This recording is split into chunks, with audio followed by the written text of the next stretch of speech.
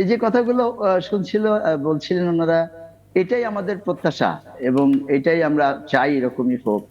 কিন্তু কেন হচ্ছে না সেটা নিয়ে হলো আমার বিয়েটা হলো ওইটাই যে আমি এরকম চাই। আমি তখন আর I am no more police, আমি তখন একজন সিভিল সোসাইটির মানুষ। তো এরকম পুলিশ যদি হতো যেটা ওনারা বলতেছেন, সেটা আমিও খুব কাঙ্ক্ষিত, আমিও খুব খুশি হতাম। কিন্তু হচ্ছে না কেন, এটা নিয়ে বা কি করলে হবে এইটা নিয়ে আসলে আমি খুব একটা আমাদের বোদ্ধা ব্যক্তিদের মধ্যে রিকমেন্ডেশন বা অ্যাকশন দেখি না। এই যে পুলিশ কমিশনের কথা যেটা বলা হলো, পুলিশ কমিশনে আপনার বা কমিশন করে আমরা বলা হচ্ছে রাজনীতি মুক্ত করতে হবে।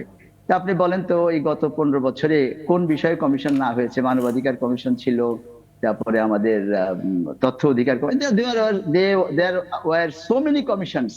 কোন কমিশন কি কাজ করতে পেরেছে? পারে নাই। এখন কমিশনটাও যাদের কমিশন কে যারা রেগুলেট করে বা যারা পরিচালিত করে তাদের ওখান থেকে ঠিক না হলে এটা আসলে সামগ্রিকভাবে হবে না। তবে হ্যাঁ, এখন সামগ্রিকভাবে যদি ওনারা ঠিক না করে তাহলে ব্যক্তি নাগরিক হিসাবে কি আমাদের কিছু করণীয় নাই? আমি যেটা মনে করি, আমাদের যে ব্যারিস্টার ওমর ফারুক সাহেব যেটা বললেন যে উনি ব্রিটিশ পুলিশের আদলে ব্রিটিশ পুলিশ দেখতে চান। জীবন অবাক না করলে কে করবে? 28% মিল্ক ফ্যাটের অবাক করার সাথে ফ্রেশ মিল্ক পাউডার। জীবন অবাক করুক প্রতিদিন। ফাইন, আমরা যতই ব্রিটিশ আইনের সমালোচনা করি, আমাদের এই যে বর্তমান ঔপনিবেশিক আমি আইন বলি, অমুক বলি, তমুক বলি, আমি যারা ওনারা বলেন তাদের কাছ থেকেও কিন্তু আমি শুনি না যে এই আইনটা ঔপনিবেশিক বা আমাদের দেশের সাথে সামঞ্জস্যপূর্ণ নয়।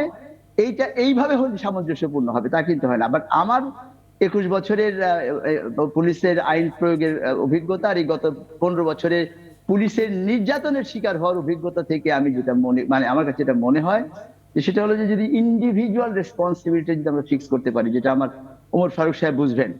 তার কারণ আইন আছে, আইনের শুধু প্রয়োগ নেই, আইনের অপপ্রয়োগ বা কুপ্রয়োগ হচ্ছে। আর মজার ব্যাপার হলো যে আইনের যারা অপপ্রয়োগ বা কুপ্রয়োগ করছে সেইটা তাদেরকে জবাবদিহিতার আওতায় কখনোই আমি তো দেখি নাই। আমি অন্তত এখানে আমি 88 সাল থেকে 88 থেকে আমি পুলিশের চাকরি করেছি। তো আমি কখনোই দেখি নাই যে আইনের অপপ্রয়োগ বা কুপ্রয়োগ করার ফলে তাকে দায়বদ্ধ করে, যদি তার দায়টা প্রশাসনিক দায় হয়ে থাকে তাহলে তার প্রশাসনিক বিরুদ্ধে প্রশাসনিক ব্যবস্থা নেওয়া, আর যদি তার অপরাধমূলক দায় হয়ে থাকে তাহলে তার বিরুদ্ধে ফৌজদারি ব্যবস্থা নেওয়া। হয়নি, এটা সেটি হয়নি। কিভাবে নিশ্চিত হতে পারে? খান সাইদ হাসান, আপনার কাছে জানতে চাই সেটি কিভাবে সম্ভব হবে আসলে? আমাদের পুলিশের টায়ারের প্রত্যেকটা টায়ারের কার কি দায়িত্ব কর্তব্য একদম ক্লিয়ার লেখা আছে। এটা হলো একটা সাইড, মানে আপনাকে কিভাবে তাকে কাজ করতে হবে এটা তার জানা আছে এবং বলে দেওয়া আছে।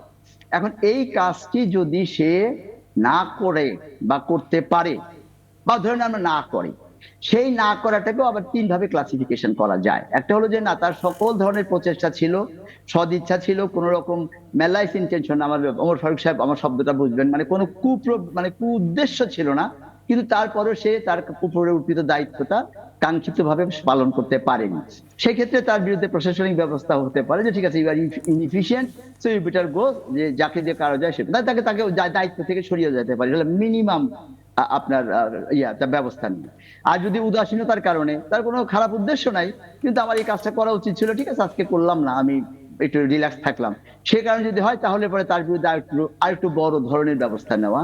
আর যদি যে কাজটা গত 17 বছর 15 বছর হয়েছে, যে এই যে আপনার পুলিশ যা কাজ করেছে সবই তো অপরাধ, ক্রিমিনাল অফেন্স, আপনি ধরে নিয়ে 24 ঘন্টার বেশি যখনই আপনি কাউকে রাখবেন, সবচেয়ে ছোট অপরাধটার কথা বলি, তখন সেটা রংফুল কনফাইনমেন্ট হয়ে যাবে। এবং সেটা যদি উদ্দেশ্য প্রণোদিত ভাবে হয় তাহলে একটা সাধারণ অপরাধী যে রংফুল কনফাইনমেন্টের জন্য যে ফৌজদারি অপরাধ, তার চেয়ে বেশি অপরাধ হয়, বিকজ দুইটা কাজ হয়েছে। একটা হলো সে রংফুল কনফাইনমেন্ট করলো এবং তার উপরে অর্পিত দায়িত্ব উদাসীনতার সাথে করলো না। আপনি এইভাবে শাস্তি নিশ্চিত করেন না রে ভাই।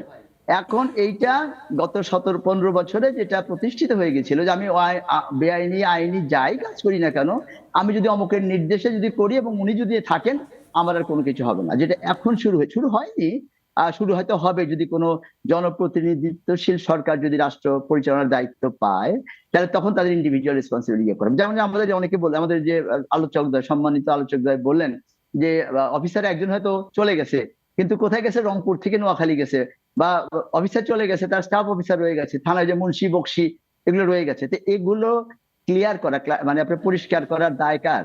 দায়িত্ব কার? আমরা জনগণ কাকে দায়িত্ব দিয়েছি? রাষ্ট্রকে।